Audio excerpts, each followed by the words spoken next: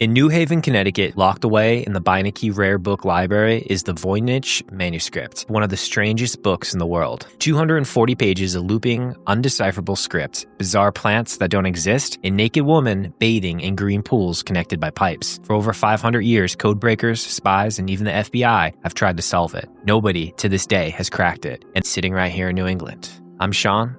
I'm Chris. And I'm Kathy. And this is Weirder After Dark.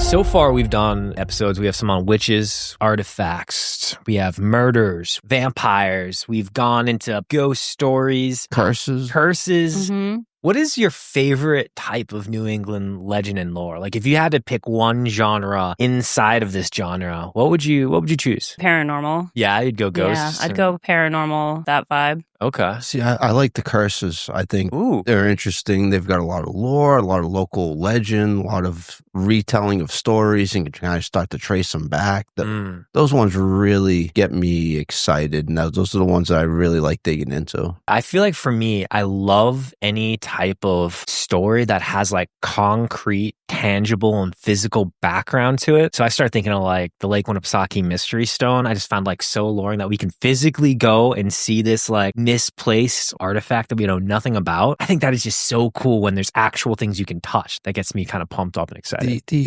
cryptids have some evidence, but they're not solid, right? They're not solid enough for science to say, hey, this is a real animal. Yeah. Those are interesting too to me. For me, paranormal is just more fun. Yeah. It's kind of like that spooky, scary, you don't know what's going to happen. I'll definitely give you that. I do feel like the paranormal stories are the most fun stories I feel like to tell and to dive into, but definitely not the ones I probably, sorry gang, take the most seriously, but I think they're the most fun. You know what gets me is, have you ever met anybody who doesn't have a weird, creepy story that could be tied into a ghost? I mean, most people I've met have heard something, seen something, experienced something that they couldn't explain. Yeah. And we didn't even bring up aliens or conspiracy theories in general. You know, we're leaving some big genres off here. Yeah, but, those are good. Yeah. I asked because today we're going to be leaning into my favorite genre. We're going to be talking about an ancient artifact or relic, kind of like the Mystery Stone that's also in New England. And it's called the Voynich Manuscript. Have you two heard of that? Never heard of that. I have heard of it. I don't know much about it, to be honest. Well, it sounds fascinating. It really did. It is fucking fascinating, and we're about to do a fucking deep dive. So grab your reading glasses because we're about to fucking dive in. Are you ready for this? We got to nerd out? We're about to nerd the fuck out, Chris. So let's go. So you two are nerding out. Yes. Kathy, you're the comedic relief, okay? You have your role. All right, let's go. In New Haven, Connecticut, you can find the Beinecke Rare Book Manuscript Library. It's actually one of the world's largest buildings dedicated entirely to rare books, rare manuscripts, and literary archives. And it's there, locked behind glass, in an air-controlled room that sits a book no one can read. It's called the Voynich Manuscript. It's a 240-page book made of thick vellum. Every page is covered in writing and illustrations, but written in a language nobody knows. The letters curl and loop like they belong to an alphabet, but no linguist can recognize it. And scattered through the pages are illustrations, plants that don't exist on Earth, zodiac charts that don't match our sky, naked women swimming in green baths connected by strange pipes. For centuries, the world's greatest minds have tried to solve it. Scholars, cryptologists, Jesuit priests, British intelligence officers, American codebreakers from World War II, even modern-day artificial intelligence. And so far, every single one of them has failed. That is weird. Yeah, this is fascinating, right? It goes back to the Renaissance. Mind-blowing. Fucking mind-blowing. You see, Kathy wants to go see ghosts. She wants to go to haunted houses. Sean, I want to go to a library. I would love to go see this place in person. Nerd. I think this is fascinating, but I'll be completely honest with you. I have the attention span of like a squirrel. So it's really hard for me to stay focused and like absorb the information that I would be reading and having to go through to get this information. The coolest part I think about this is a book like this this rare that's had so many eyes on it for so long, this priceless mystery. It's not stored at the Vatican. It's not in someone's royal vault off, hidden in Europe somewhere. It's literally sitting in New England at Yale University. Why is this in Connecticut? Oh, we're going to talk about the journey and how it got here as well. Everything happens in Connecticut. Everything weird. This is my third episode about Connecticut in a row, man. I'm just saying. I got one coming up. I gotta be honest. God damn. So what is the Voynich Manuscript? How did it get here? And why, after 600 years, can no one crack the code? We're going to start with its rediscovery in 1912 by a man named Wilfrid Voynich. Wilfrid is such a great name. Wilfrid. Wilfrid was born in 1865 in Poland, and all things considered, he never could have predicted he'd end up a wealthy rare books dealer. In fact, he grew up relatively poor to a Polish-Lithuanian family. His father was a teacher, and his family was no part of nobility or the wealthy elite. This led Voynich to grow up restless, political, and angry at the empire that ruled his homeland. By his 20s, while studying at Moscow University, he got involved in revolutionary politics and joined the Polish Socialist Party. The party's goal was to push for Polish independence, and eventually, during a Russian political crackdown, Voynich was sentenced to Siberian exile. Get the fuck out of here. You're going off to Siberia. I mean, is that the scariest sentence in the history of mankind? Siberia? Like Alcatraz? Oh, okay, yeah, that's bad. But Siberia. Well, just like some people have tried to escape Alcatraz, somehow he escaped. My next sentence, you laid me up. I love this guy. A Siberian exile wasn't a prison you walked away from. Most never came back. But Voynich utilized his linguistic and chemistry skills to win favor with the guards. And eventually he slipped out of the empire's grip one night and walked all the way back through Russia under disguise until he crossed back into Western Europe. How far is that? A long way. Yes. Yeah. A long fucking way. That motherfucker Thousands was walking. of miles. Yeah. From there, he made his way to London, where he reinvented himself. From radical revolutionary to antiquarian book dealer. He opened his shop on Shaftesbury Avenue by 1898 and quickly gained the reputation for finding rare and valuable items, medieval manuscripts, scientific works, but he specifically specialized in Jesuit collections. As his reputation grew, it led him to having an elite circle of rich customers and networks among the Jesuit communities, a network that would often provide him with leads to his next score. And that's exactly what happened in 1912. Voynich got a heads up that the Villa Mondragon had manuscripts that were available because the local Jesuits were strapped for cash. The Vatican had ordered some assets to be sold, but the bureaucracy was moving far too slowly. So the priests started quietly selling things off under the table to trusted dealers. The second Voynich got wind of this, he was off to Italy. It was in this dusty collection Voynich found a thick, strange manuscript that caught his eye. It was made of a heavy calfskin binding filled with vellum pages, but most intriguing were its colorful illustrations and writing that Voynich couldn't identify. Captivated and curious, Voynich bought it without hesitation along with 29 other manuscripts. The Jesuits themselves weren't sure what to make of the strange and unusual relic. To them, it was just another odd writing in their collection, nothing specifically special. Later, when Voynich had a moment to investigate this item closer, something slipped out. A folded piece of paper.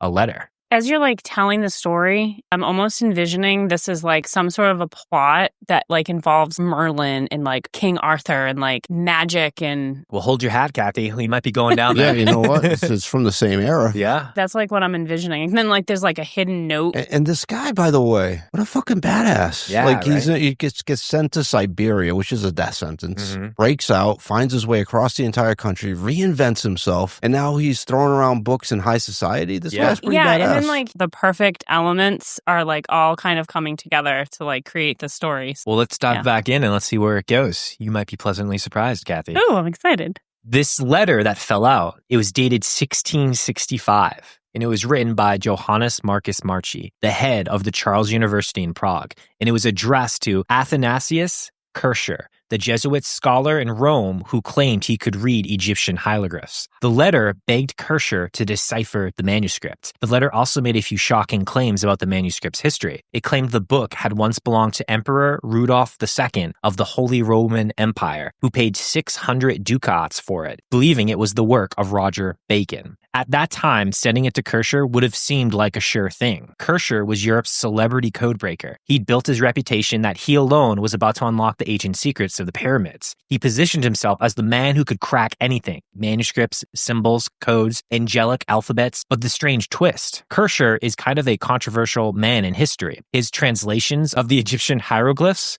weren't just wrong, they were complete and utter fantasies. He wrote passages of pseudo-history out of symbols he couldn't actually read at all. And for decades, Europe believed him until centuries later when Jean-Francois Champollion used the Rosetta Stone to crack the code of the hieroglyphs and proved Kircher had been making it up all along. But even though Kircher was clearly a complete fake when it came to his interpretation of the hieroglyphs, he did make real contributions in his writings about volcanic activity, and he was one of the first to use a microscope to study blood, milk, and water, and compiled some of the world's rarest works. And without him, those works would be lost to history. So he's a complicated dude. But while he was alive, he was hailed the master of 100 arts and had the reputation for being able to explain anything. But Kircher never got around to the Voynich Manuscript. He died in 1680 before he could attempt it. And after his death, the book slipped into the Jesuit archive. But Marchi's letter to Kircher did prove a little more interesting. He claimed the book had once belonged, as we said, to Emperor Rudolf II of the Holy Roman Empire, which even outside this letter would make sense. Rudolf was famous for collecting weird shit. Historians describe the collection in his court as half science lab, half circus, a place ripe between serious scientific inquiry and outright occult obsession. Rudolf's collection attracted alchemists, astrologers, mystics, and inventors. And Rudolf was said to have paid 600 gold ducats for the Voynich Manuscript. That's a staggering sum in the 1500s. It'd be approximately how much in US dollars today, do you think? I can do that translation in my head.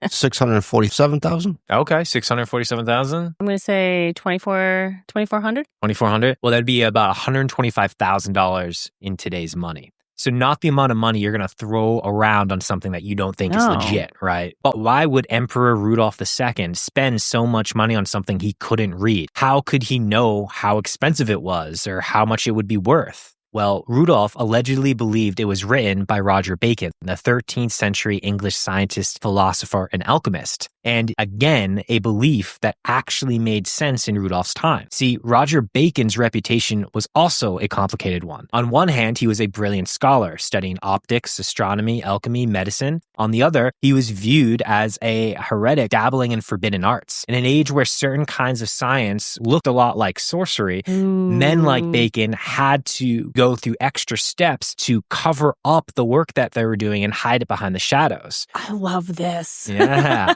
Because his studies could get him arrested, or even worse, killed. So concealing your work in code was worth extra effort because it could save your life. And Bacon wasn't alone. Other great minds of his time hid their knowledge in strange alphabets and ciphers. Da Vinci used a lot of ciphers. Yep, Da Vinci did. Johannes Trimethius, who wrote Demonographia, was long thought to be a spell book of angelic magic, but it turned out to be a manual on cryptography. That's right. Beneath the weird occult magical appearance of this book, it was a step-by-step manual on how to conceal your messages inside of prayers so you could send messages to people. That is crazy. So he concealed how to conceal things in a concealed book. You got it. That guy is fucking brilliant. They didn't figure this out until the 19th and 20th century that that's what it was. Like it was that good. Galileo even scrambled his astronomical discoveries into coded anagrams so rivals couldn't steal credit before his work was published. I love And the this. Catholic Church wanted the earth to be the center of the universe at that point too. Exactly. So when Rudolf saw a book filled with alien plants, zodiac charts, and a script no one could read, this was the exact kind of hidden occult or scientific knowledge that he liked. This is what he wanted. And to have a lost manuscript of secret knowledge was worth every single ducat that he spent. So what happened to the book after Rudolf II, the great Roman Empire, passed away? Well, all signs pointed towards it being inherited by Rudolf's imperial distiller, Jacobus Tepenches. And we know this because on the very first page of the Voynich manuscript, Tepenches' signature can be seen under ultraviolet light.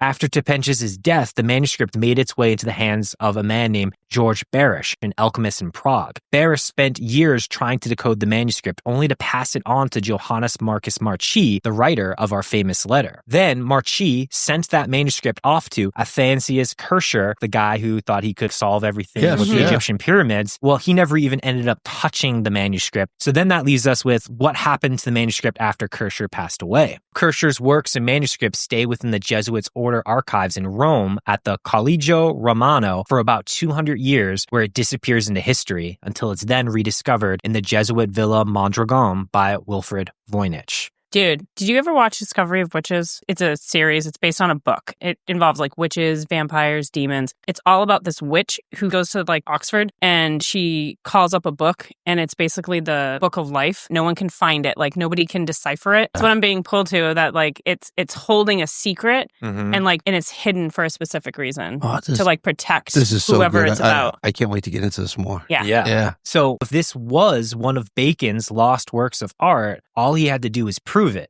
If he could, it would be priceless. He would make a fucking fortune. Now, I do want to call out that realistically, Voynich didn't need money. His collection was ultimately at this time already valued over $8 million in today's money. However, the antiquities market was booming. The world would want to see this. They would want to know more, and wealthy Americans would die to get their hands on such a rare medieval manuscript. Universities, in fact, were even bending over backwards to expand their prestigious collections. If he could just tie this officially to Bacon outside of just this one letter, the Voynich Manuscript would be the crown jewel of relics. But instead of wealth, the book brought suspicion. Remember, Voynich wasn't just a rare books dealer. He was a former revolutionary who escaped Siberia. In post-World War I America, this raised alarms. And now he was walking around with a book written in a language no one could identify. Voynich, proud of his book, would spend hours at lunches talking about his rare find, a book written in crypto language that no one could understand. After one of these lunches, an American, maybe doing their patriotic duty, reported him to the FBI. To them, Voynich, an immigrant with a cryptic book, he's a spy. Perhaps this wasn't an ancient artifact after all. Maybe it was some kind of cipher, a spy's codebook hiding in plain sight. And just like that, Voynich was turned into a potential villain. Scrambling to defend himself, Voynich paid scholars to examine the manuscript to prove it was medieval. If he could prove it was old, he could prove it wasn't a spy's code. However, one of the scholars didn't just confirm its age. William Romain Newbold claimed he actually cracked the code while just trying to prove how old it was.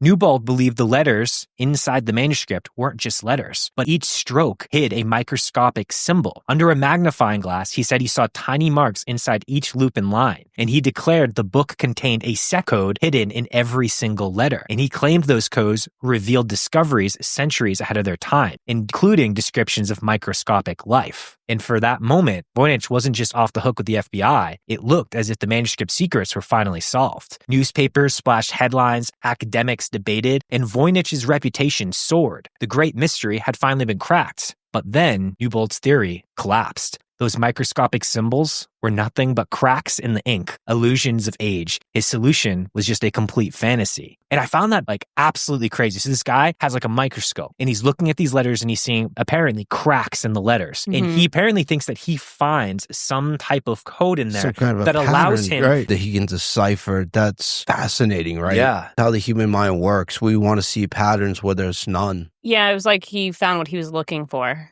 It's like when you look at a cloud and you see a face. Yeah. Well, worse for Voynich, what he thought was a priceless relic, no one would buy because no one knew exactly what to make of it. Right. They didn't know at this point, is it real? Is it fake? Right. Like now you've had this story take off, fall apart. People are just kind of like, what the fuck? By the late 1920s, buyers still weren't biting. And then the stock market crash gutted the antiquities market. Collectors stopped buying. Universities froze any new acquisitions. The timing was devastating. And sadly, in 1930, Voynich died still holding on to the book. After Voynich's death, the book was placed in a bank vault, sealed in a safety deposit box, and on it, in Voynich's handwriting, it read, "Do not open until after Ethel's death." Who's Ethel? Ethel is his wife. Now, why exactly? Why? Yeah, it's still not clear. Even after the paperwork was open, there were no new clues to solve the manuscripts, and most of the documents were related to his business. So was there something embarrassing about his business that he didn't want to come out and just sealed it inside the envelope with the manuscript, hoping not to embarrass his wife? Did Voynich maybe just want to add another layer of mystique to the legend or to the mystery?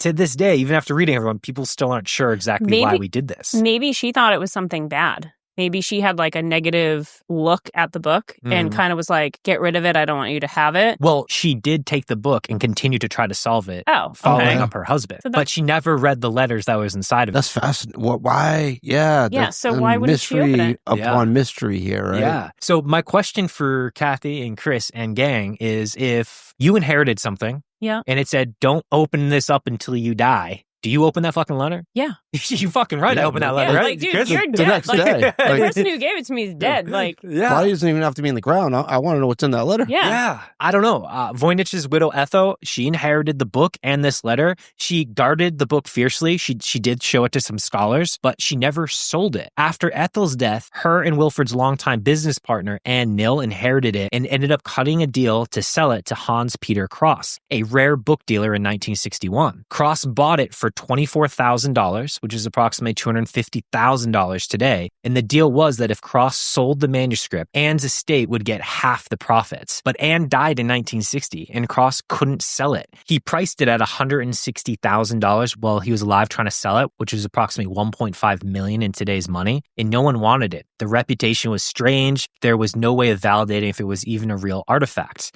And then finally, in 1969, Krauss gave up. He donated it to Yale, where it remains today, locked in a climate-controlled vault in New Haven, Connecticut. And that is how the book got to New England. So up till now, we've been chasing owners, emperors, Jesuits, Wilfred Voynich himself. But what about the book? What's actually in the Voynich manuscript? What's the mystery? Well, the text gives us absolutely fucking nothing. It's written in an alphabet no one recognizes, and there's no Rosetta Stone, there's no grammar, no punctuation, nothing to help decode it. There are several line breaks that appear to be maybe paragraphs or something like them, but every page pretty much just has continuous lines of letters and words. And for the last 600 years, that's the story about the text, and there's nothing more to know about it. Our only real clues come from the illustrations. When you open up the Voynich manuscript, the pages have been categorized into 6 sections based on the types of illustrations that each section has. 6 windows into a world that feels familiar when you first see the illustration, but then quickly collapses into nonsense the longer you start looking at it. And I want to walk us through each of these 6 sections and kind of talk about what's inside each one of them. The largest part is the botanical pages. This portion of the manuscript has 113 pages. Each page shows a single plant, carefully drawn with roots, stems, leaves, sometimes even flowers. That was common in medieval herbal books and how they cataloged plants for medicine. But gang, none of these plants exist on this planet.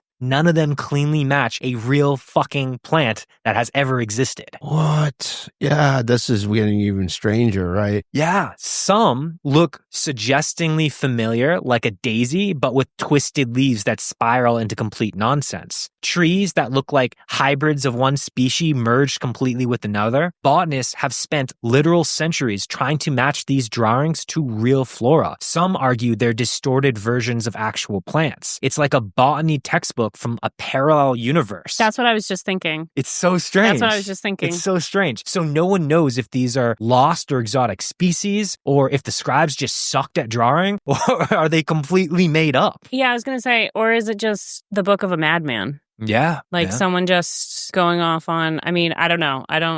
We're going to talk about mental illness. Don't worry. We're going to get into all this stuff. So that's the first section. The second section is astronomy and astrology. Flip a few pages and it's filled with circular diagrams, rings of constellation, zodiac wheels. And here, finally, for the first time, something is recognizable. The Voynich shows a zodiac sign of Pisces and Taurus, the same signs we use today. Proof that whoever made the manuscript was working within known astrological traditions. Finally, in this section, you start to think you're about to grasp onto something familiar, some type of understanding. But just as quickly as you get there, it slips away because the rest of the diagrams don't match. The constellations, they don't line up with any night sky known on Earth. The star maps are wrong. Surrounding the zodiac wheels are dozens of tiny naked women holding stars arranged in clusters that make, again, no astronomical sense. So this just ends up being 20 to 21 pages of complete confusion. I am falling in love with the fantasy idea of this being some mystical book that's associating with like a parallel universe and magic. Kind of cool. And right? I'm like, it doesn't going match towards up that. with any star patterns that you can see from Earth. Mm-hmm. Doesn't mean From it doesn't Earth. match up with star patterns from a different planet. That is also a really interesting theory, Chris. I love where this energy's going. And then it gets stranger. Section 3 is the Beinecke section. It's about 20 to 40 pages of naked women, like little naked women everywhere, dozens of them, drawn over and over, climbing in and out of green pools. Some occasionally blue pools. They float in tubs, spill through pipes, linked together in chains of baths that run across the manuscript. Some are crowned as if royal, others hold objects. We truly don't know why. Researchers claim it's the silence of healing waters. Mineral springs were thought to cure illnesses. Bathhouses were also extremely common. Maybe these were medical diagrams of water treatments. But without understanding the writing, all we have is naked women swimming in green liquid with pipes literally everywhere. This section is kind of unsettling because it just repeats endlessly. And I mean, friends, look at these pages. I'm going to put them on our Instagram. It is just naked woman after naked woman after naked woman in a bath. Like, just like nothing else. Like, Sean, you had me at naked women. Yeah. It's the first edition of a Playboy magazine. I don't know what it is, but that is the bath section. So I know it's like a bunch of pictures of women, but is it the same woman? Or are they all different? Most of them look very similar drawings over and over again. Sometimes there's small differences on them, though. Okay. See, now this is sounding more like the Diary of a Madman, right? Yeah. Section 4 is the cosmological pages. And this section brings the foldouts. 12 folios, huge sheets of vellum unfolding into circular diagrams that span 6 pages. They're filled with stars, structures, circles. Some look like maps of the heavens, others maps of the land. Some resemble machinery, but they don't match anything. Not astronomy, not geography, not cosmologies known to medieval Europe. They are maps, yes, but maps of what? No one knows. The most famous in this section is a 9 rosette foldout, a huge diagram showing 9 interconnected circles with castles, stars, and tubes. It's so large, researchers have to refer to the diagrams in the drawings with compass commands saying the northwest drawing or the southeast drawing or the eastern drawing because there's so many and it's so big. Section 5 brings the pharmaceutical pages. In this section, the manuscript starts to feel practical. It's 8 to 12 pages filled with jars and flasks drawn in careful rows. Medieval pharmacy books like this actually did show drawings of containers, the kind apothecaries used to store remedies. Beside these containers are illustrations of small plant parts, roots, leaves, flowers, not whole plants, just fragments as if cataloging ingredients. Each entry is paired with a short passage of text. They call it the pharmaceutical section because the jars, the plant fragments, and the medical flavor of the pages really showcases exactly how a medieval pharmaceutical text should look. So it feels real. But again, we know nothing of the plants. They don't belong on Earth. We know nothing of the text. We can't make anything out of it. And the only thing that looks vaguely familiar are the jars. That is so strange. Wow. Yeah. And then lastly, we have section 6, which is called the recipes. Gone here are the plants, the stars, the baths. In fact, all the illustrations are gone. Here is just manuscripts of nothing but text. Short paragraphs, each marked with a little star-shaped bullet point. And I'm calling it a bullet point. No anchors, just line after line in an alphabet we can't read. And it's in this section, the manuscript just goes completely silent. So that's what's inside the Voynich Manuscript. Plants that don't exist, constellations that don't match, zodiac signs we recognize, Pisces and Taurus, warped into a system we don't understand, woman endlessly bathing in green goo, fold-out maps of worlds we can't identify, jars filled with maybe remedies from imaginary herbs, and maybe recipes for something. It's like some kind of medieval encyclopedia, but from a world that's not ours. Yeah, that's what it keeps sounding like, right? This sounds like a very practical book. Yeah. Just not from Earth. I think a lot of people probably immediately go to like, maybe it's a hoax. Maybe it's a madman. Maybe it's a joke that someone kind of made up, back in the 1200s. I want to make a case for why this is authentic and why people believe this is real. Okay. All right. For all its strangeness, every serious test tells us the Voynich manuscript is authentic and not a hoax. The first proof is the material itself. Carbon dating the vellum has pinned it to between 1404 and 1438. That's the early 15th century, nearly 200 years before Emperor Rudolf II, 300 years before Wilfrid Voynich. Whoever made it was working with fresh parchment at the time. And remember, the parchment, or the vellum, the animal skin, that's not cheap. To make this book required the hides of 14 to 15 cows. That's a small herd turned into pages. If you were a fraudster, why would you waste a fortune in animal skin just to create some type of hoax? Not just that, but where would you get the money or the access to all those cattle? Fair questions. Then there's the ink. Chemical analysis shows it matches recipes used in the Middle Ages. Nothing modern, nothing out of place. Whoever wrote this wrote it with the tools of their time. And the binding, the book has been rebound. Not once, but likely multiple times.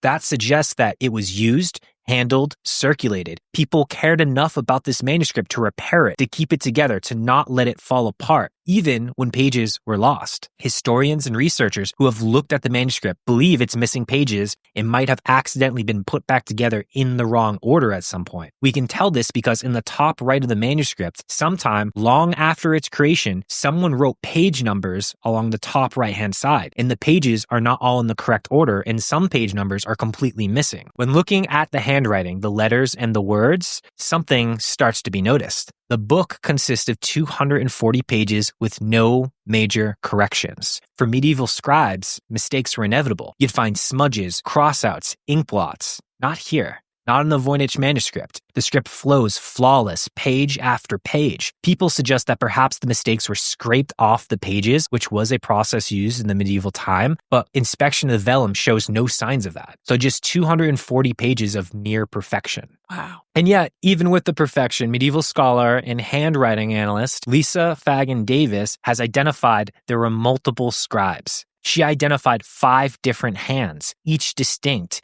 each consistent. That means that this wasn't the obsession of one crank working on it alone in a tower. It was a coordinated effort, multiple trained scribes working together. Okay, madman's out. Madman's out. You don't assemble a team of scribes to create complete nonsense. You do it to probably preserve something super important. And there's absolutely no mistakes handwriting these 230 pages. That's kind of a red flag to me. Yeah. And I immediately thought that, like, if you have 5 people creating one book, each person only knows a segment of what they're doing. So no one person would be able to do the whole thing. Interesting. So maybe that's why that book was like sacred or kind of like kept special. secret. You needed multiple people so no one would understand Nobody the context. could Even though you put it all together, like, because the it would only... information was so important. Yeah. That's interesting. That. Yeah, that's a good point. Then there's the text itself. To the naked eye, it looks like gibberish, as we talked about. But statistically, it behaves like real language.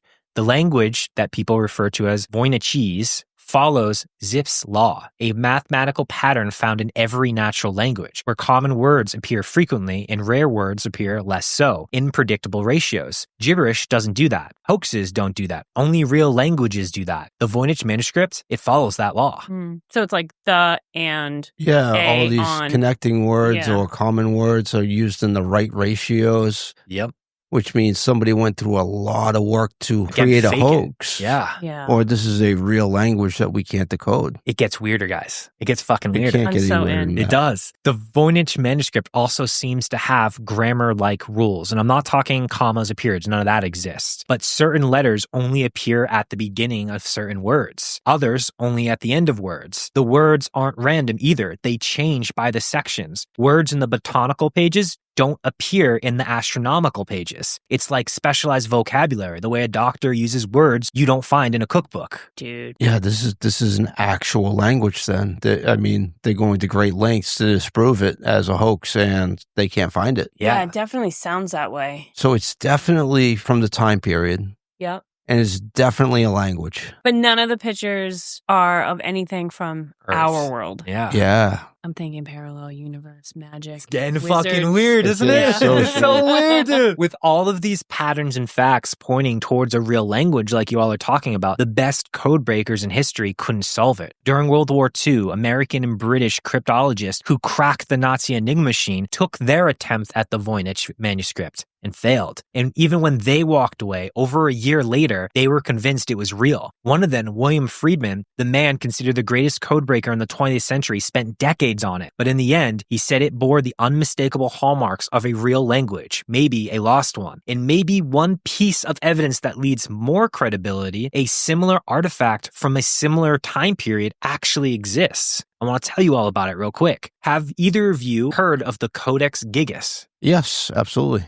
All right. What do you know about it? Well, you don't know about the Codus? No. Okay. Sorry, I don't. What do you know about the Codus Gigas, Chris? I don't know much about it. I just know that biblical scholars think that the actual devil wrote parts of that book. Well, here's the thing. It is, in fact, Chris, called the Devil's Bible, and it was created in 1200 AD. It's a Bible that's nearly 3 feet tall and weighs 160 pounds. What the fuck? Is it like a Bible of a giant? Pretty much. The Codus Gigas contains a Latin Bible, context around local histories to that point, an encyclopedia, medical texts, and even a full-page portrait of the devil. Its handwriting is flawless, consistent across hundreds of pages. So consistent, scholars believe it was the life's work of a single monk laboring for 30 years, and it was so impossibly perfect that legends grew that the devil himself had helped him write it. That is fucked. Yeah. You've written a letter. How many pages can you get through without making a mistake? I can't even get through a fucking 2 sentences. Man,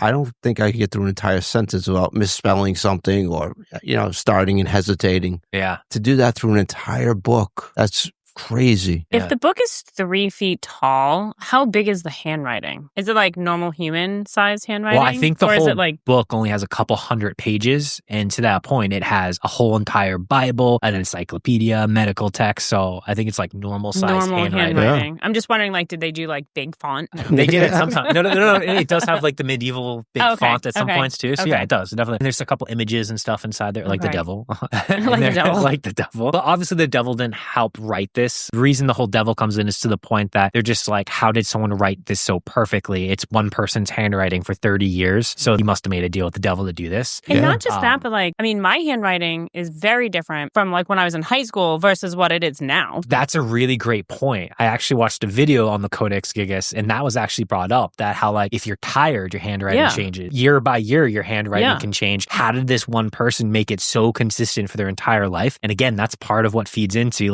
he must have made a deal with the devil. I sign my name on Monday. It's nice and neat. By Friday, it's just a scribble. Oh yeah, hands down, right? Some interesting random facts about this have nothing to do with the story. I just think they're super cool. One of the reasons they also think this has something to do with the devil is this book was also written on vellum. So just like the animal skin, the animal skin, like the Voynich Manuscript. Mm-hmm. And what happened is every page of this vellum is almost like a white color to it, except the page with the devil on it. It has now turned charred black, and it looks like it's charred. That's fucked. Yeah, super fucked. I actually found out why, though. Okay. So was it the ink? Not the ink. When vellum gets put on display and sunlight hits the pages, and of course it discolors the pages. And that page got the put on page display. with the devil on it is on display most often. I got so you. it changed the color. Yeah. But it makes it look like it's burnt. Another fun fact, there's damage on this Codus Gigas, showcasing that it took some type of large damage at one point. It was held inside of some type of church or something like that, and the church caught on fire. And this was one of the only books that survived it being on fire. Well, the reason it survived is apparently someone risked their life to run inside the building to save it. And it was so big and heavy, 160 pounds, they threw it out the window of the third story and it hit the ground.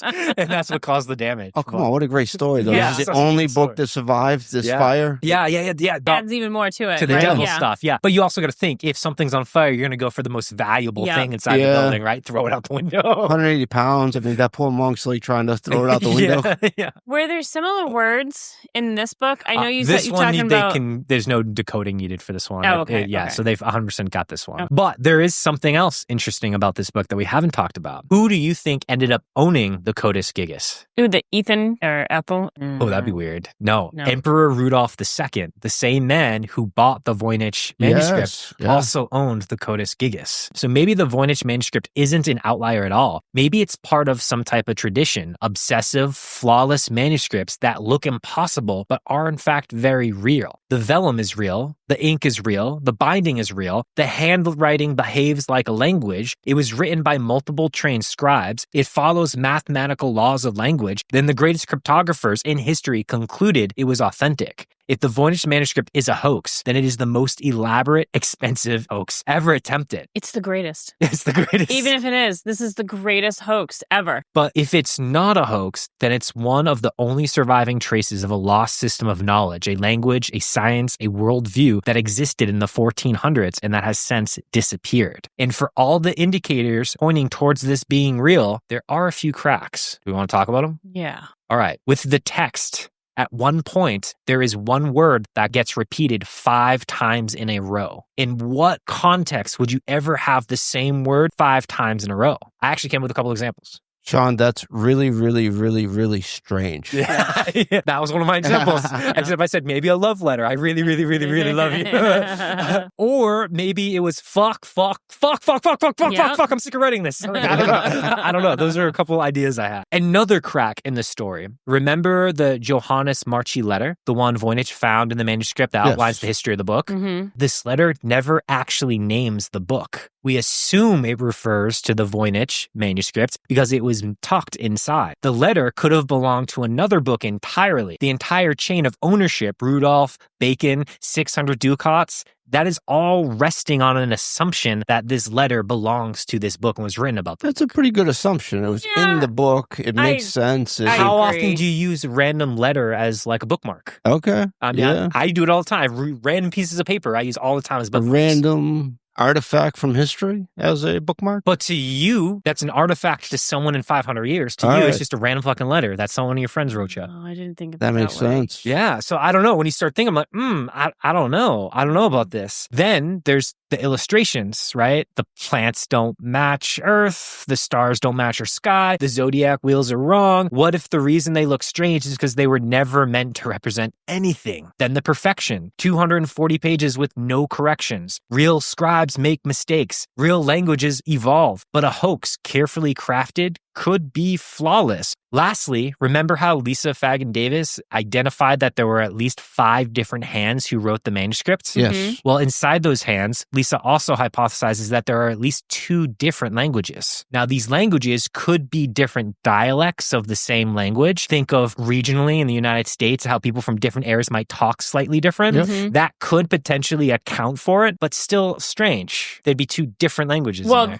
I mean, even sign language has that. Like when you go to different parts of the country, they have different signs for different words, and it's close, but it's slightly different. Just Georgia to New York, there's 2 very different dialects. But again, there's styles of talking. Right. But again, I don't think that that's so weird. If you're having 5 different people writing it, that would make sense that maybe they are 5 different people from 5 different regions of the world. I also think, Chris, hopefully it's okay for me saying this. I was thinking about your book. I'm just reading, right? Go ahead and plug my book, brother. Yeah. Like when I was reading your book, it's you and one other author. Yes. And I can tell the difference between the 2 of you just by the way that you're writing and the vernacular that you use and the style that you 2 have. And like, is that what she's seeing as she's going through and doing this? Is just seeing different styles of writing and vernaculars. Yeah. So maybe that could explain it. But I thought it was strange enough to put into the category. Yeah. I mean, it raises a question. Yeah. Interesting. And that's fair, you know? So that kind of wraps up my story on the book. But I want to now get into the theories. And I'm leaving the theory section short. I'm going to say a theory, give a sentence, and then I want us to kind of talk about it, just to kind of keep this flowing a little bit. So the first theory is lost language, a forgotten tongue preserved in a script that we can't read, like the Mycenaean Greeks, Linear B, the Egyptian hieroglyphs, or the Mayan glyphs before they were all cracked. Are we just waiting for a Rosetta Stone? I'm not buying that, because if it was a lost language, then it would have remnants of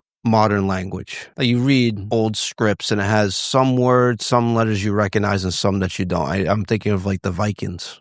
Some of the Viking language continued in Icelandic languages and letters. I did give you 3 examples, though. Linear B, the hieroglyphs, and the Mayan glyphs, that there was nothing exactly like it, and they needed to find a codex in order to understand it. But we've decoded all of those. Only because we found Rosetta Stones that showcased them. If this is a lost language, we don't have any other representations of it. That's the hard part. If there was at least one other type of representation, book, manuscript, anything of this, I would say absolutely. Decoding this too would also be a lot easier. A letter, anything. Anything. I did read an interesting stat on lost languages or languages in general, and it was something along the lines, don't quote me this, that every 14 days a language dies. Wow. Oh, interesting. Yeah. So I guess it could be out there in parts of the world. Because where did the book originate from? They're thinking it's somewhere in like Western Europe or Eastern Europe. Yeah. So, I mean, if there was a group and they didn't have any other means of writing and this was like a sacred book to them, I don't know. One thing I didn't talk a lot in the story, but I did think about is like, so we have 5 scribes that are writing this book. Well, who says that they're not copying another book. They have a book that's falling apart, that's not going to last much longer, and now they're just copying it over because they think it's so important and want to have it. And that's why it's so perfect. Yeah, and that's why it's perfect. That's the Bible, right? The Bible has been retranslated thousands of times before we ever printed it. Yeah. And I feel like if it was scribing a damaged old book that they thought was important, like that could lead to it being a lost language or some type of lost civilization as a whole.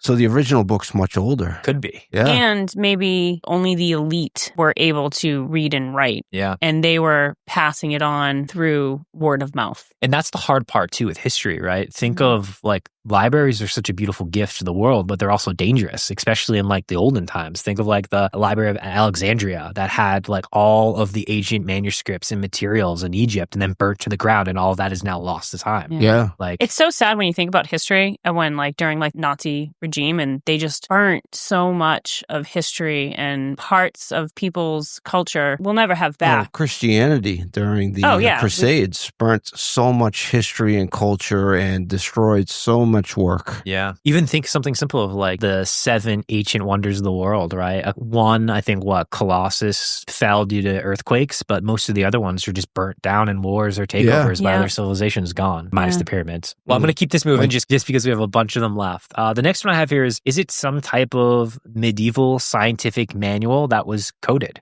Like, is that a chance that this is something and it means something? It was made during the medieval period. It's just in a code that has yet to be cracked. You see, that's interesting to me because Da Vinci did that. He wrote scientific stuff in code because the Catholics didn't agree with some of his ideas and he had to hide them. He had to write them in mirrors. He did a lot of work to hide some of his most interesting things. To do it to this extent that 600 years later, we still can't figure it out. Yeah, I mean, codes are meant to be broken, right? Like if you're writing something for future generations to know or for certain people not to read, you've got to write it in a way that people will be able to decode one day. I agree. My next one that I wrote down was, could it be mental illness? Could it be schizophrenia, hypergraphia, OCD, or some trance-like state? And it's all random. There have been cases where things like this have occurred. My one thing I'll throw in before we talk is typically, though, it's literally nonsense and wouldn't follow the rules of an actual language. Yeah. But I don't know. What do you think? There's reasons to think that that's not the situation, but maybe it is. And maybe the different handwritings are of the same person in different, maybe manic states. Ooh. You know, so it's... Handwriting can change based on the elevated mood, but this one sounds much more linear. Yeah. It's not like it's changing time to time. And I know from like watching true crime stuff or just other documentaries, they say that like there are signature things that even in different points in our life, there are things in our handwritings that will connect to the same person. So if those aren't there, I guess that would rule that out. One thing I think that might help this particular conversation that I didn't add into the story is that when Lisa was doing her handwriting analysis of the 5 different writers, one of the writers only ever wrote labels. They only wrote the labels on stuff. Like that was like their role was to write labels. Okay. So that tells me that's a distinct person. Yeah. Like that has their role they're playing. Yeah, for me, the ramblings of a madman's out because it follows such mathematical, alphabetic, and linear patterns. I'm with you. I 100% agree. I can't say this word. Theory number 4 is kind of close to this, but it's called glossolalia, and it's a medieval form of speaking in tongues. Well, apparently, during this time period, they would also write in tongues as well. So just nonsensical writing. But I think, again, that falls apart once they're thinking, like, did you establish your own language that you did, and then 5 different people knew about it? Like, that's not the point of tongues. Tongues is so, like, only you and your God understand what you're saying to each other. You see, that's interesting because if that was true, then they were actually getting messages from something greater than themselves because it was following all these rules and or it was someone perfect did, all the way through. Yeah. Or someone did. And then like to Sean's theory earlier, now we just have 5 different people copying it. Yes. Yeah. My next one, is it a hoax? Some individuals believe and say that Voynich himself created this hoax because he wanted to sell it for notoriety and money. And to that, I'd say he was already rich. Yep. Yeah. And notoriety, I don't know, maybe, but he would then have to have 200 plus pages of vellum that are 600 years old with no writing on it, just kicking around? Yeah, that doesn't make any sense. And then he has to make his own ink to match and have 6 different people and have them all be quiet. Yeah, that's a stretch. There's no way that was him. It could have been a hoax, but it was a hoax written in the 13th, 14th century. Yeah. Was it a medieval cash grab is what I wrote down for number 8. And I think this one's interesting to what you're saying, Chris, is Emperor Rudolph II's day, Europe was crawling with individuals selling secret books to nobles. Someone may have crafted the Voynich specifically to dupe Rudolph, and maybe it worked. Think 600 ducats was the equivalent to $125,000. So in this moment, in about the 15th or 16th century, could someone have faked this, hired 5 people saying, I'm going to go ahead, I need you to write this, make this absolute nonsense. We're going to sell it to some rich noble who thinks it's this like antique, forgotten language. We're going to make a shit ton of money and split it 6 ways. Oh, by the way, if you tell on me, you're going to get killed. Well, by the way. Let's be real. They probably all got killed. You don't leave loose ends. That got dark, yeah. I mean, well, think of the movies that you watch, right? Do you really think that the guy who got the money went back and split the 600 with the 5 other people? The first place your mind went. Yeah. We get rid of loose ends. Be careful, Chris. Blink twice. Do you need help? I do think this is an interesting theory, though. Yeah. And I do think if we're going to go the hoax route and it's not real, that is the most compelling one to me. Yeah, I know there was a lot of hoaxes with religious relics in the 15 and 1600s. Everybody had a actual piece of the cross that they were trying to sell back to the church. Mm-hmm. I really like this one. This one speaks to my soul a little bit of all these. Next, was it a genius puzzle? Maybe Roger Bacon or another mind created it as a code with no solution, a private joke, proving even emperors could be fooled. Now, I would point out one thing. It definitely can't be Roger Bacon, though. And in fact, this is going to ruin the entire portion of Roger Bacon playing a role in this at all. Roger Bacon died 200 years before 1400 when the vellum was founded. So he gone. Yeah. This probably is not Roger Bacon's unless work. It was retranslated. Yeah. Which would make sense 200 years later. But I like the idea of making a fool of the emperor. Yeah. Super interesting too, right? Mm-hmm. All right. And then the last one I have here is alien artifacts or parallel universe artifact. Plants not from Earth, stars not from our sky, language not known as anything human, a book from somewhere else. You see, that one's interesting because if it was in a language we didn't understand, we would definitely at least understand most of the plants that they described. Yeah. And we can't describe any of them as actual plants on this planet. That one is very interesting, that fact. Yeah, I love the idea that this is from some parallel universe or aliens that contacted us, dropped it off, and it was learnings from their home planet. I just think that is such a compelling, cool, fun idea to play with, but I think it's complete bullshit. Well, the fact that the plants are not something we find here, but also the star charts make no sense to our night sky. Yeah. Which,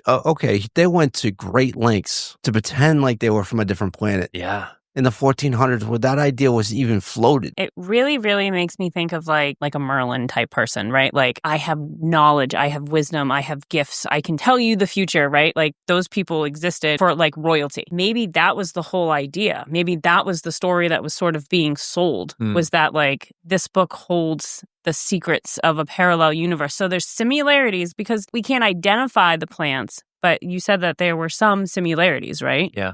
And then the same thing with the constellation. So maybe it was just close enough to make them think that there was something there, but different enough to say, only I can decipher this for you. That's fascinating because if it's a hoax, I would draw real plants, real star maps, things that we already had documented, because then it would just be this ancient book in this ancient language we don't know. But the fact that it's plants that are not from this planet that we do not recognize. And then we've got 60 pages of naked women swimming. So, oh yeah, I forgot about that. Yeah, let's get into that. Yeah. But the fact that she's so similar in each drawing, either person drawing that had a muse for it, or that person is a representation of someone who is supposed to have significance, which if you could decipher the wording, maybe you would know what she's supposed to represent. Just riddles wrapped in mysteries everywhere. Well, here comes the fun part of the podcast where I put a hypothetical gun to your head. What do you think it is, Kathy?